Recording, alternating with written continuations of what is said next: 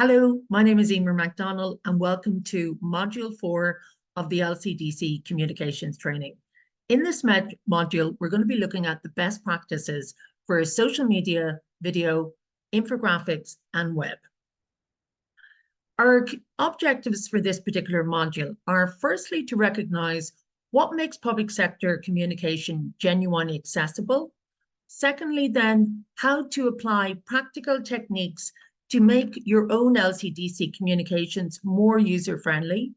Thirdly, how to assess the accessibility of your current LCDC materials. Fourthly, how to communicate inclusively with diverse community stakeholders. And then fifthly, how you can convert best practice into repeatable habits back into your own LCDC. If we look at firstly what makes digital communication strong and clear, there's a number of headings here we need to ensure that we're always hitting. The first is around really, is your message clear and concise? So clarity and concise. Clear messages are short, to the point, and most importantly, free of jargon. So in a digital setting, as we all know, people just really skim read.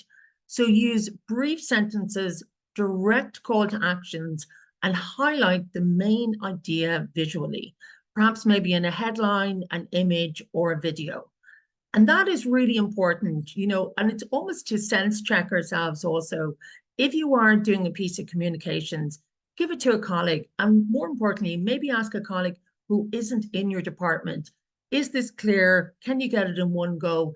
And if there is any sense of it being unsure, go back and review it again. Take an audience first approach. So understand, who are you trying to communicate with? Why this message will matter to them, and what do you want them to do or know?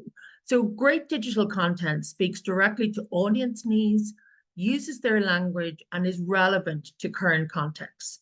So for instance, if you want somebody to sign up now to volunteer, be explicit in that message so people know exactly what your call to action is. Simplicity and structure is critical as well. So limit each post or video to one clear purpose. Don't crowd posts with multiple ideas. Use bullet points, section headings, infographics, or lists to break up large blocks of text.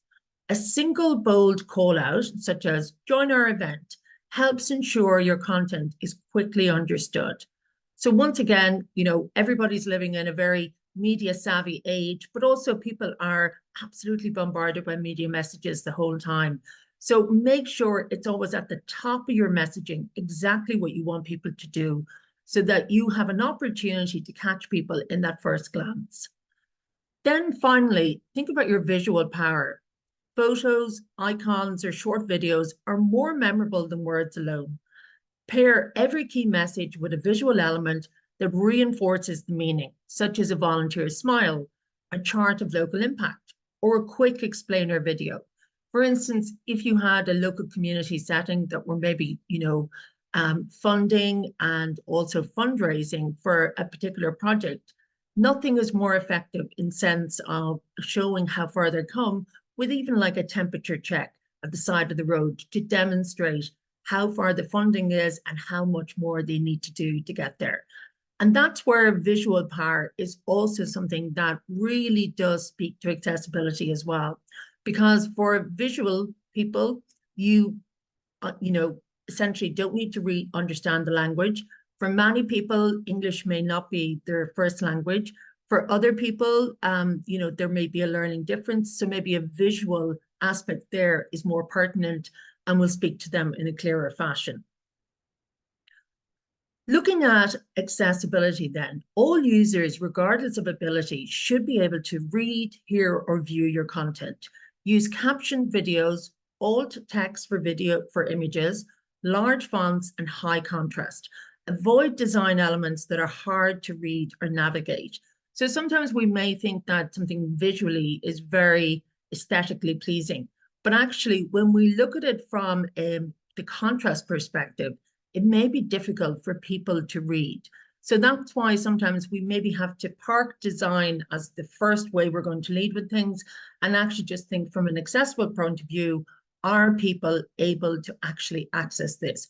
Would, you know, if somebody had any bit of an impairment regarding sight, would it be more difficult in those particular colorways for them to read it? Consistency and branding.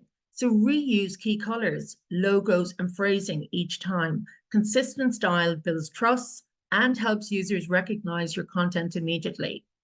For engagement and responsiveness, encourage questions, feedback, or sharing.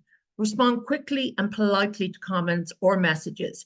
Even emojis and reactions can show you're listening.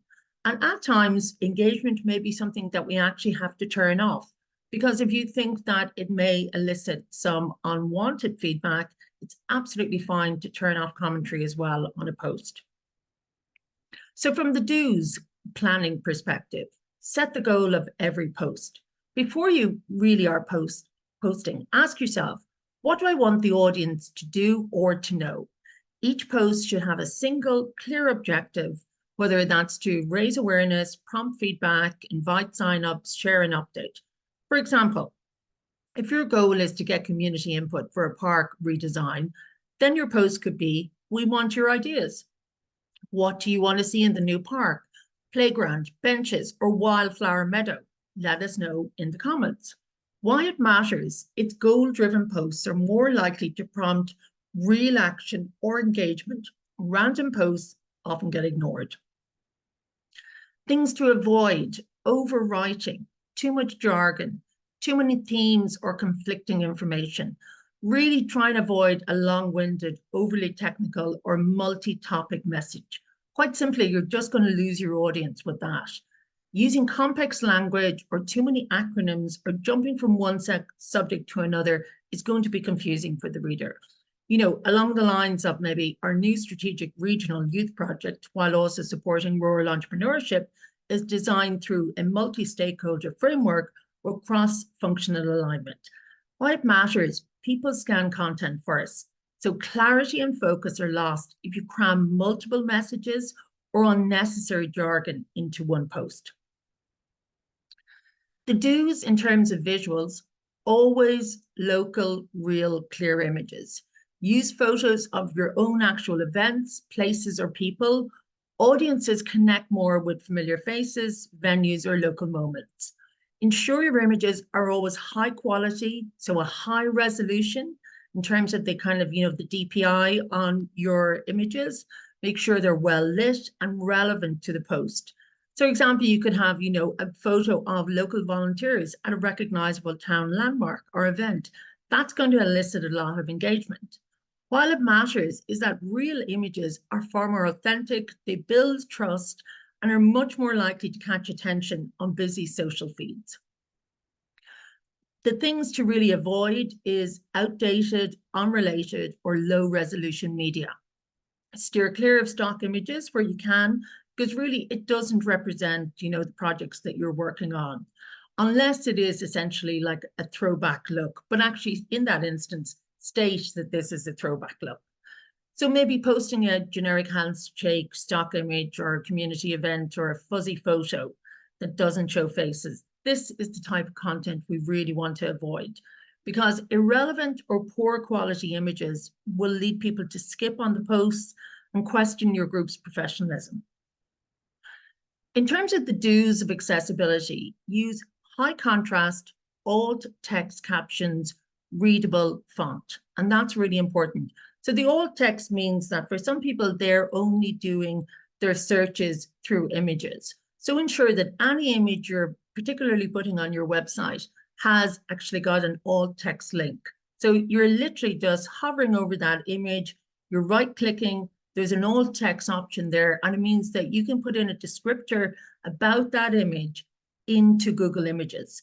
So it just means that for some people, they may prefer to actually do their searching that way. Designed for everyone, including people with visual or hearing impairments. High contrast text over backgrounds describe images in alt text, add captions and subtitles to videos. So alt text also enables somebody, if they need assistance, to have that descriptor if they're using an audio function. So example here would be caption all community event recap videos. add something to the effect of our team at the river cleanup smiling and holding bags of rubbish as the alt text to image.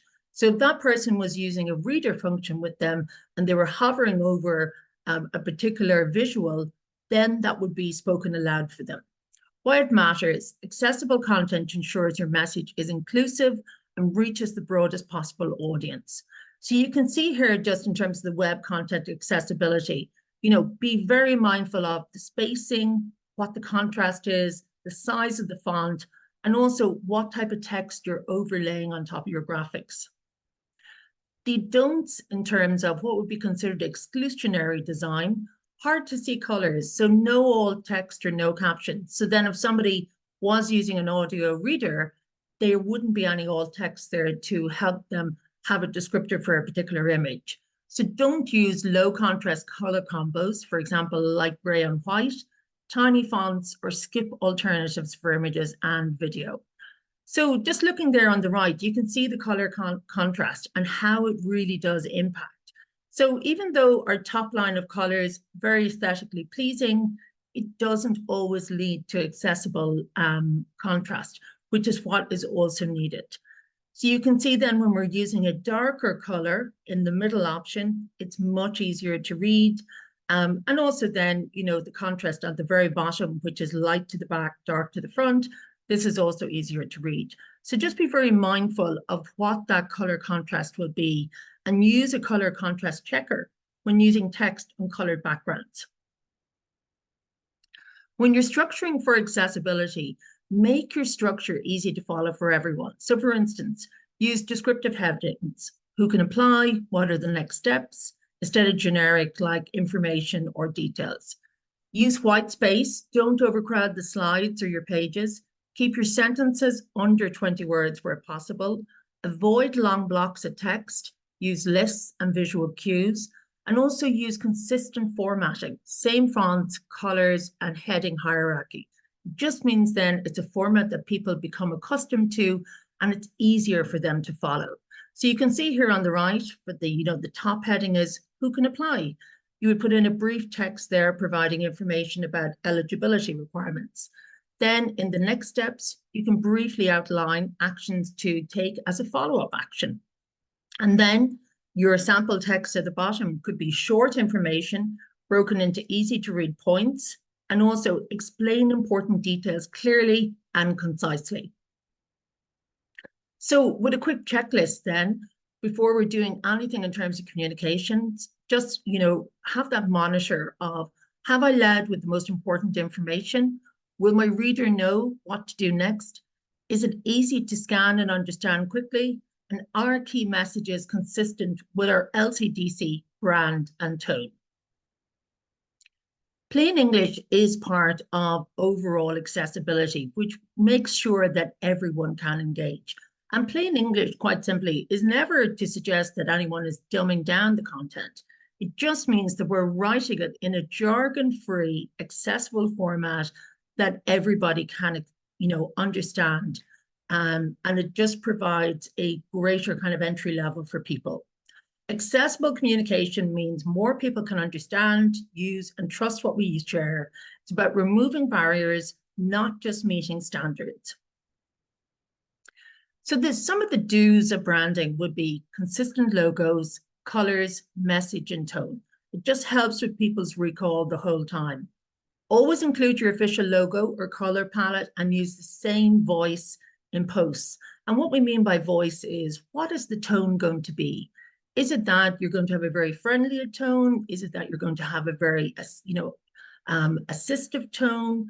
Is it that the tone is going to be that, you're going to be part of the community? Decide what the tone is of your organization and be mindful of that when you are writing.